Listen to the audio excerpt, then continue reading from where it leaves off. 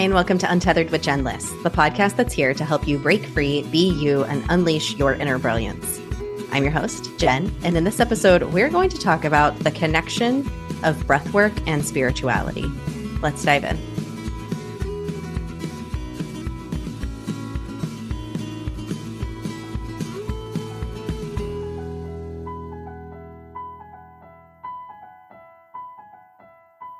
Hi there, friend. It's Jen. Welcome back to the podcast. Today, we are continuing our journey through the Brilliance of Breathwork month experience, and we are talking about spirituality.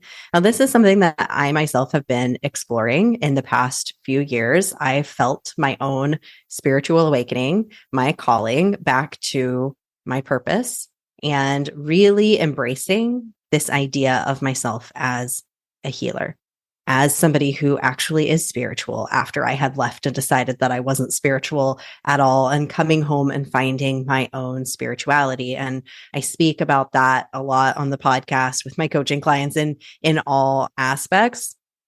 Today, I wanted to invite somebody else on to talk about it from their perspective. So today on the podcast, we have the amazing Ben Holt. Ben owns a company called Connect and Evolve. And what he does is to help people create full spectrum wellness and spiritual growth. So he provides transformational retreats, teacher trainings, courses, community events, workshops, all kinds of good stuff to help people grow in who they are as a person.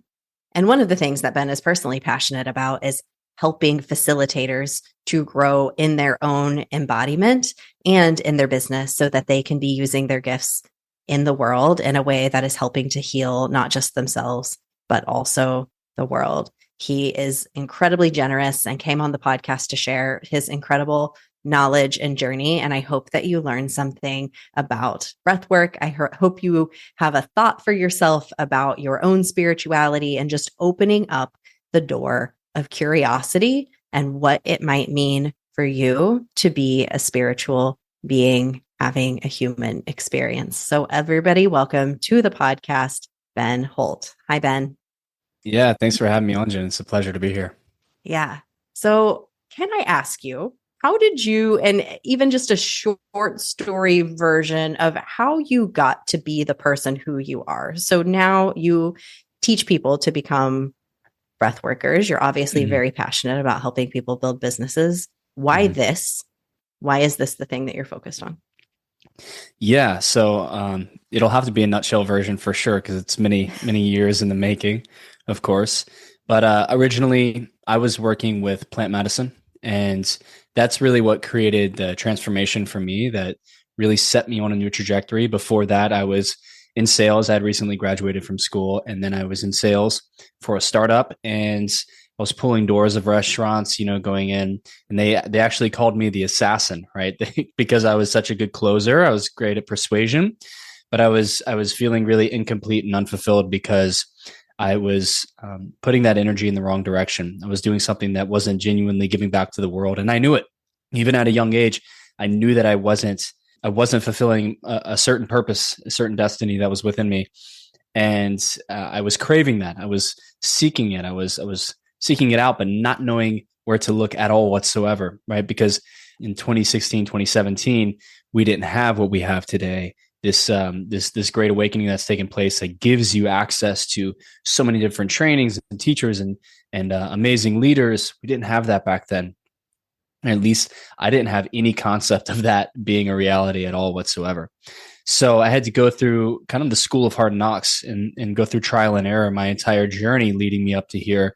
But from being in sales, I was able to quit that job and have a little bit of a nest egg. And I eventually became a digital nomad by doing some cool things online and figuring it out, right? Just trial and erroring, figuring it out, and a little bit of luck and a little bit of preparation together. It created this beautiful opportunity for me. From there, I was able to travel. And in my travels, I was encouraged to try some different forms of plant medicine for just deeper understanding. I was into consciousness. I was into self-development. I was into high performance. I've always been an athlete. I've always been someone who wants to achieve great things, but I didn't know what I was really getting myself into whenever I I went and drank ayahuasca in the jungle, and I went and did Bufo alvarius with my then late mentor.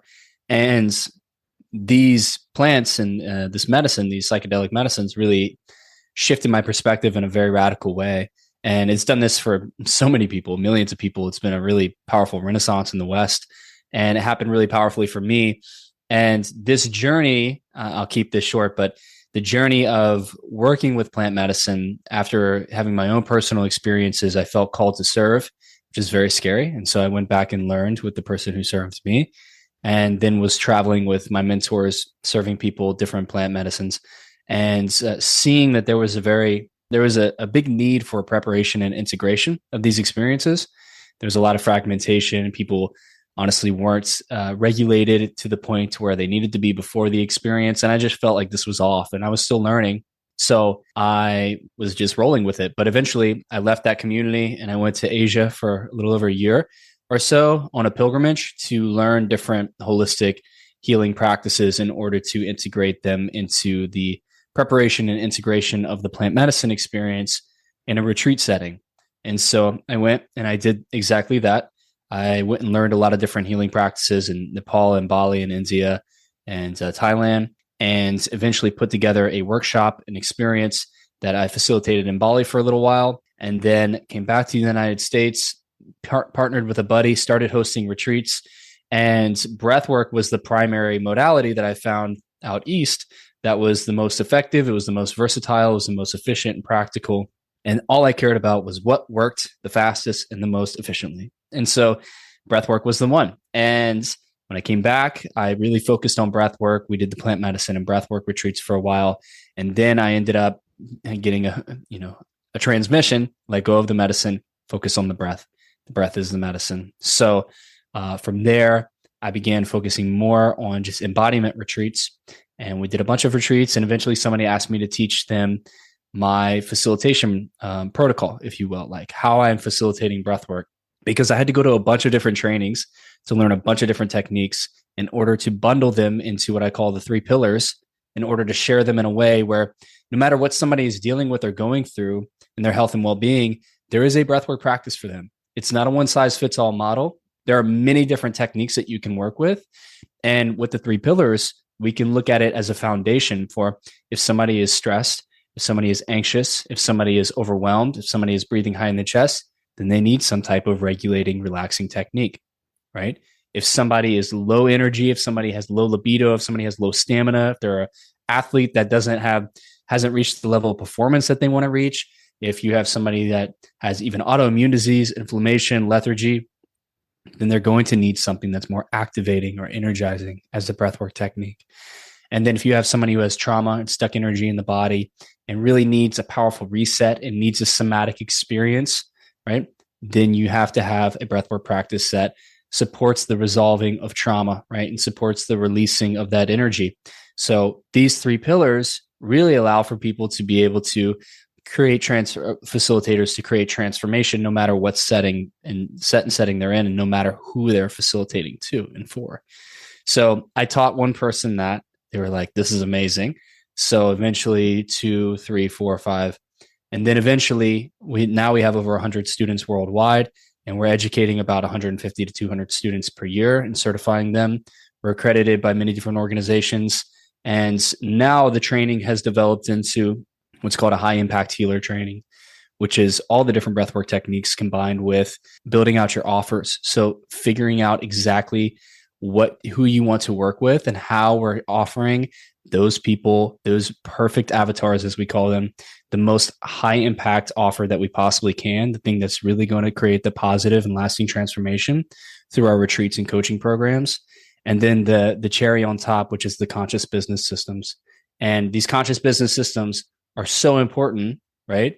Because what they do is allow for you to get in front of the right people that are qualified to work with you, so that you can offer them as much impact as you possibly can. And so that's kind of a nutshell version of how it's all come together, and obviously a 30,000 foot view, but yeah. Yeah. And I can see how passionate you are about it, and just all of those little moments along the way where you leaned into the thing or pivoted away from the thing that wasn't feeling in alignment for you, anymore. And so if for anybody who's listening, kind of listening in and following along that journey, like so often we can see where somebody's at, but we don't see all of those little pivots along the way. And I'm sure there were 30,000 more of them that happened along the way too, that led you to where you are. Can you highlight those 3 pillars one more time, just for somebody who might not have caught just the names of the 3 pillars? Totally. So pillar number 1 is relaxing techniques. Pillar number 2 is activating techniques. And pillar number 3 is freedom techniques. And relaxing Beautiful. Speaks for itself. Activating speaks for itself. And then we have like dynamic breath work, similar to Wim Hof, creates so many different benefits. And then freedom techniques, there's only one. It's called sonic neural breath work. And that is a trauma-aware, trauma-informed facilitation experience. And the beauty of this technique is I discovered it with the intention of learning a technique that replicated the cathartic healing that the Bufo alvarius created, right? And so a lot of people who have worked with psychedelics will do this technique and tell me that was the most powerful experience, spiritual experience of my life, beyond ayahuasca, beyond 5-MeO. And it's really mind-blowing that we can create that experience with the breath, bringing ourselves into a trance state simply by breathing and changing our physiology, slowing down the blood flow to certain parts of the brain can create this profound healing experience. And it's like this inner technology that we have that has been so dormant, we've unlocked it. And really, Stanislav Grof has been a really powerful proponent of this through his breathwork techniques, holotropic breathwork. And it's really unlocked this, the renaissance of this being so popular in the United States now in the West has unlocked this new level of consciousness for humanity. It's really fascinating to see and to be a part of. And Yeah, I want to say as well, before I lose thought of this, like you were saying the 30,000 pivots, right? Yes. If you ever see someone who has achieved success, right, in some way, shape, or form, there is typically a decade of hard work, trial and error, doubt and fear and unworthiness and all of the shadows that we all carry that had to be overcome in order to achieve that success. And so my intention now is to take that decade of learning, right, of trial and error, hardship, spending tens of thousands of dollars, thousands of hours, blood, sweat, and tears, and creating a training and an experience that allows for people to skip that decade, right? Because I did that decade for everyone else, right? So you can skip that decade and get straight to the good stuff, because in reality, there's so many healers, there's so many facilitators that aren't able to do what they're here to do, create the impact that they're here to create, because they're working a 9-to-5 that they don't enjoy, because they don't know how to operate a business. As facilitators and artists are the number 1 and number 2 people who struggle in business, right? Sales, marketing, all that stuff. But they're great teachers and they're great artists and they're great facilitators. So the intention is really to empower and inspire facilitators and healers in order for them to actually share their gifts in a way that creates the biggest ripple possible, because there's lots of negative energies, right, in the world that are opposing this beautiful energy that we're trying to create. So we need to get our ducks in a row in order to be able to accomplish this. Oh, we're so aligned, Ben, on that topic. And I did hair for a number of years, and I felt the same way about hairstylists. It's like, and that's an artist. That's an artistry doing hair. And I feel that now in breathwork too. I look around and I see these really gifted healers, facilitators, people who have so much creative energy and really desire to pour it into people. That's our gift, and we're struggling to do it. So thank you for highlighting and really just underlining that. Can I ask you a question? Earlier you mentioned, so for some people, even just the idea of the Great Awakening, I think we can feel in this community sometimes that everybody sees it, everybody knows what this is. And that's not necessarily true. Like, we're only seeing what we see. Can you describe what that is to you? Yeah, it's a revolution of consciousness. We saw it we saw the same thing in the 60s with the hippie revolution, right? I mean, but it wasn't as integrated and embodied as what we have today, right? Because I really see that 2019, from 2012 to 2023 or 2024, it's ongoing, this awakening. But in 2019, we saw this really profound shift. It's almost like light switches got switched on.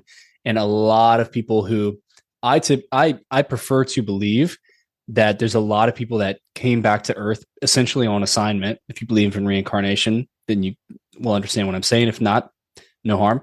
I believe we came back on assignment in order to be almost pillars of awakening for the planet, right? And so you call this the rainbow children, the indigo children, and then there's different levels of this and different pillars of this whenever it comes to different generations, right? So I believe that we came here to support the awakening of the planet, and then there's myths of this that are foretold in ancient Mesoamerica, right, and different parts of South America, the eagle condor prophecy, right, and that the shamans of the future will come from the West, right, in the United States, and we're talking about the modern Western world, and so it's all kind of there. Like the prophecy's been there, the message has been there, the bringers of the dawn, like this has all been prophesized, this awakening experience,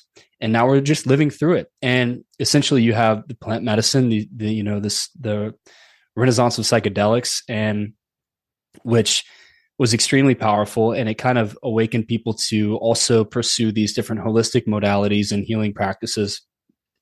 And then you have the casual everyday person who wants to make the world a better place. The advent of the internet and the ability to work for oneself from anywhere in the world and communicate just as we're doing right now.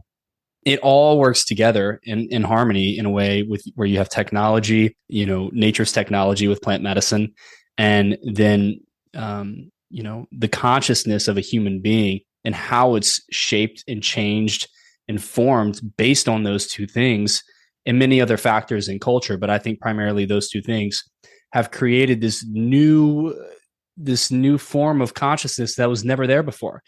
For me, like I'm 30, and before, we had to come back to the house before the streetlights came on, right? And we didn't have cell phones. And now we have artificial intelligence that is potentially sentient. So the amount of change that's had to take place in order for that to happen is ridiculous. So of course our belief systems, our consciousness, everything about us is going to change with this massive amount of change in culture and our environment. And, so when it comes to the Great Awakening, everything around us is changing. And if you look at nature, typically it evolves, right? It's evolving, and it's evolving in an upward trend. And when you look at upward trends in the evolution of a species, it typically starts to move faster and faster and faster and faster and faster as it goes on, and doubles and doubles and doubles and doubles and doubles and doubles over and over again. So right now we're at a very accelerated rate of evolution and transformation, especially with artificial intelligence. Like we have no idea what the world is about to be like, which is very exciting. And if you look at it from the macro, since we have no idea what the world is about to be like, it could be unimaginable, completely different than anything we could have ever imagined. We need to be prepared for such things, right? And through our shifting of consciousness and awareness of our bodies, our mind, and our spirit, with the support of plant medicine and these healing modalities such as breathwork, I feel like we're in a better place than ever to be able to move into this new world that we have no idea what is going to look like. But we have the potentiality of making it a very beautiful thing. Yeah. And I think the people who have that understanding and that vision, people like you really stepping forth and coming out there and being willing to speak about this, I think it takes a lot of courage. It takes a lot of courage in a world where we've really gone away from spirituality in a lot of ways, or people have questioned the things that they have thought. And so it's this shift and this coming home to, what do I believe? What feels good to me? I even like the way that you said, this is what feels true to me. And that's what it is for a lot of us. So what would you say to somebody who's listening to this episode who's like, some of what he's saying is ringing true for me? What can be their next step to start to explore some of this? I can say what's worked for me and what I've seen work for others, but everybody's journey is so unique. Like everybody's incarnation on Earth, Earth University, as I like to call it, is so particular, right? It's so relative to the individual soul. But I would say continue to seek. I find that the more that I learn, the less I really know. And the more blissful I become, and the more easy life becomes, and the more in flow life becomes. Obviously there's challenges that arise, but like if you have an open mind and an open heart, and you're open to reality being whatever it actually is, instead of being fixated on reality being something that is familiar, then your life will be more. I find that your life will permit more beauty, right, and more enjoyment and more fulfillment. And really, that's all we're seeking. That's all we're looking for. It's like the spiritual path of seeking something, seeking God.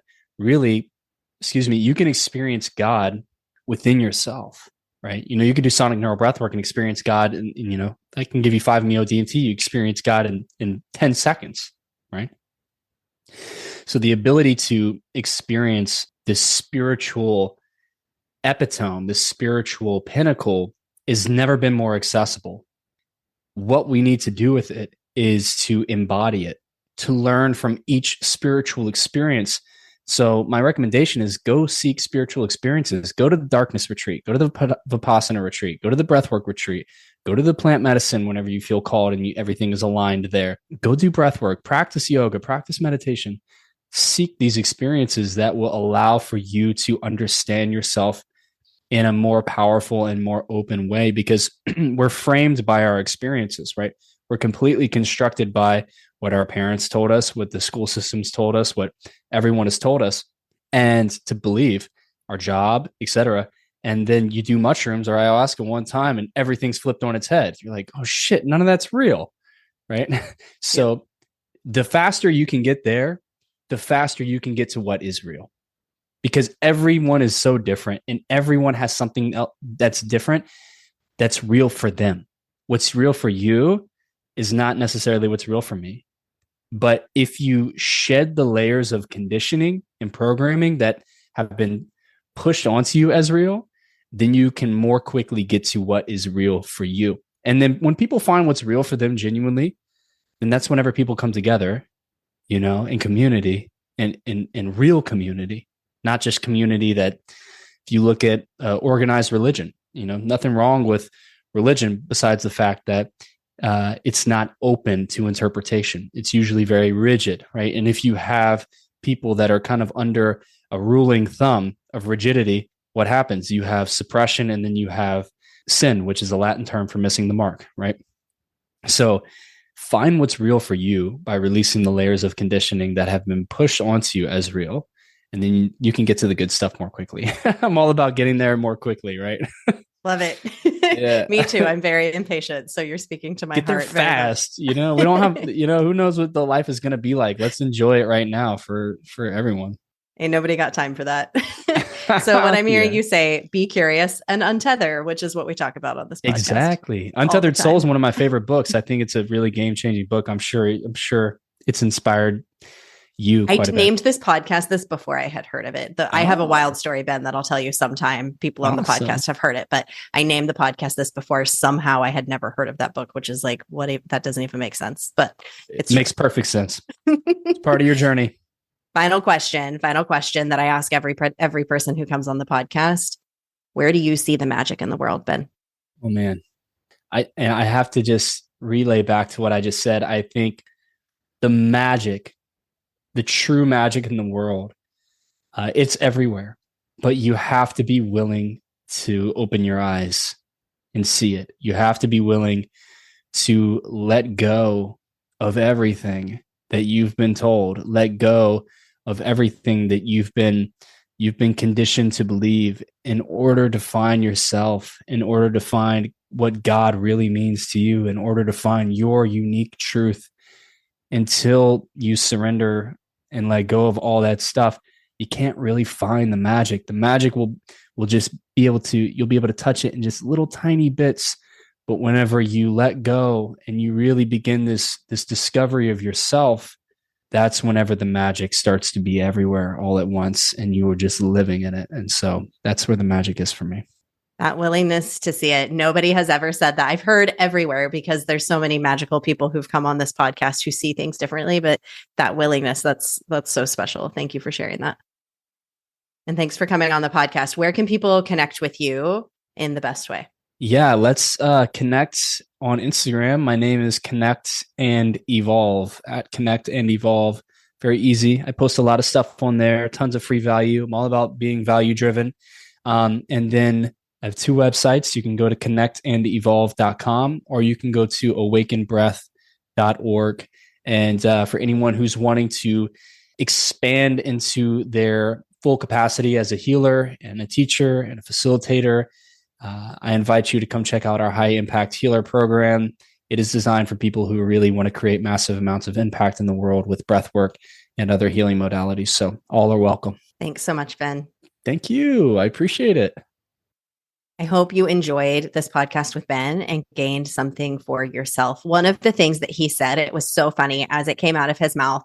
I was like, oh my goodness, of course, because I saw a quote from someone just earlier on Instagram that said, the more I learn, the less I know. And nothing could be truer about me as a podcast host. As I have developed this podcast, interviewed people, talked to people, it's like, the more curious I have gotten and the less I feel like I know. And I definitely was long one of those people who felt like I definitely knew the way that things were, the way that things were supposed to be. I didn't understand why people would behave the way that they would and why they didn't just do it this way. But the more that I have opened up that little door of curiosity and been willing to question and been more open, the more I feel like I'm seeing other humans in a new way. We're meeting in this really grounded space without judgment. And I'm like, wow, if the whole world could speak in the way that Ben speaks, and just this curious and just seeing humans as humans, like what a difference this world would make. And then it's that realization that each of us can be part of that shift. And if you're listening to this podcast, you've definitely been called to be part of that shift. You wouldn't be listening to this if you weren't having what people call the awakening. That's a big word that can be kind of like, ooh, I don't know about that. Or maybe you love it, however you feel about that word. It can feel kind of like a lot. But what it truly is simply opening your eyes and looking around at things differently. Untethering yourself from all of the things that you thought were true and saying, what actually feels true to me? And then once we kind of get a handle on that, it's like, oh my goodness, how could I be offering my gifts in this whole new way? You start to see a new way, which is part of what he helps people to do with their businesses, which is just really beautiful. So go give Ben a follow. Stick with me for the next couple of weeks. We're continuing Brilliance of Breathwork month. And if you're interested, remember that my Brilliant Breathwork membership is currently open. If you desire to try out breathwork, to feel into some of the things that we are talking about in these episodes, the way that breathwork can help you to connect spiritually back to yourself, can help you connect to God, can help you connect to what you truly are, your energy, have that experience. You are the drug, is what one of my mentors says, and it's true. We can truly have phenomenal experiences, transformational experiences, rest and relaxation, joy and fun. All of the emotions that you can experience in your human body can be experienced with breathwork. So if you're curious to come try it, my Brilliant Breathwork membership is open. You can become a founding member before November 30th. So if you join before November 30th, you get to be a founding member. And I'm offering you as this huge bonus for coming in and being part of the start of this beautiful journey. You get 30% off. Not only that, I'm hosting a retreat on Friday, December 1st. And there's going to be some beautiful facilitation happening at this virtual retreat. That is happening again, December 1st. You can purchase it or you can come into Brilliant Breathwork and get it for free. So if you join Brilliant Breathwork here in the month of November, you get the retreat, you get to be a founding member, save 30%, use code SPARKLE. If you want to do that, go to jenlist.com/join. Be sure to go check out Ben. If you're a facilitator and you really want to boost your journey, go check him out. Go look at everything he's doing. He's on Insight Timer. He's on all the places where you can go and find his breathwork if you're curious to try it with him. Links are in the show notes. Thank you so much for listening. If you enjoyed this episode, if there was something that made you go, you're welcome to share it. Share it with a friend. Take a little screenshot of it. Share it on your social media. Tag me, Untethered Jen. I will always, always, always reshare your posts if you tag me. Thank you again so much for listening. You just keep shining your magical unicorn light out there for all to see. I'll see you next time.